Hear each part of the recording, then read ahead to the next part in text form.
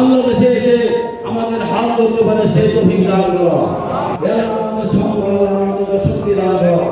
কাজ করে না এই পরিবেশে জুলাই যারা শহীদ হয়েছেন, আহত হয়েছেন, আল্লাহ তারা শহীদদের তাদেরকে তুমি শহীদের দরজা দান করো আল্লাহ। যারা আহত হয়েছেন তাদেরকে সুস্থতা দান করে ফিরে রাখো আল্লাহ।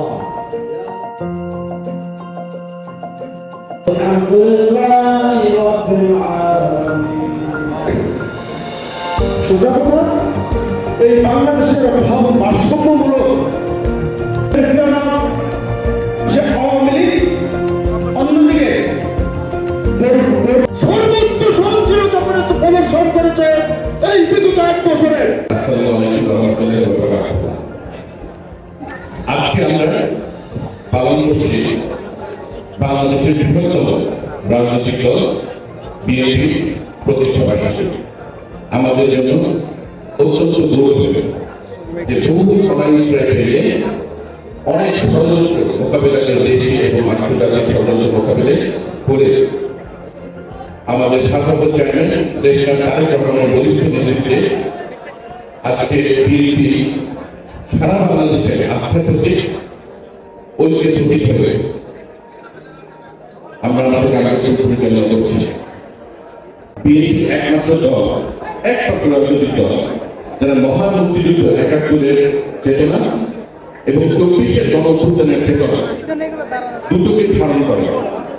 এই 71-এর যে দেশবিরোধী চক্র এবং 24-এর এই আওয়ামী লীগ সন্ত্রাসী ফ্যাসিস্ট, এই দু দলের হাতে কিন্তু আমাদের দেশের জনগণের রক্ত আছে।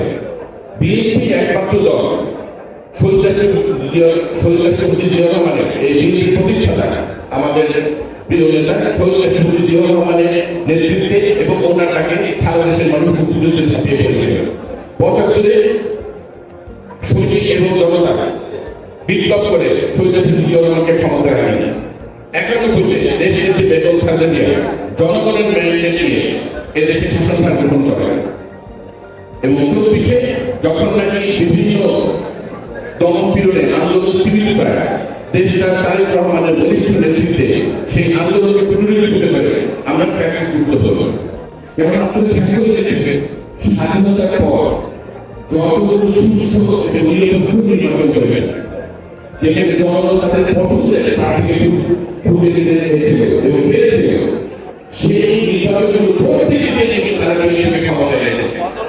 এবং এই জন্য আসুন আজকে শহীদ জিয়া রহমানের আদর্শ, জাতীয়তাবাদের আদর্শে আমরা 31 দফা আমাদের দেশ সরকারের 31 দফা নিয়ে চলুন আমরা ঐক্যবদ্ধ হয়ে আমরা জনগণের কাছে যাই এবং জনগণের কাছে গিয়ে আমরা এই দেশ যে বিএনপির কাছে গণতন্ত্র নিরাপদ, এদেশের জনগণ নিরাপদ এবং এদেশের উন্নয়নের জন্য টেকসই উন্নয়নের জন্য বিএনপি ছাড়া আর কোনো বিকল্প নেই, সেটা এই 31 দফার মধ্যে সুস্পষ্টভাবে নিহিত আছে।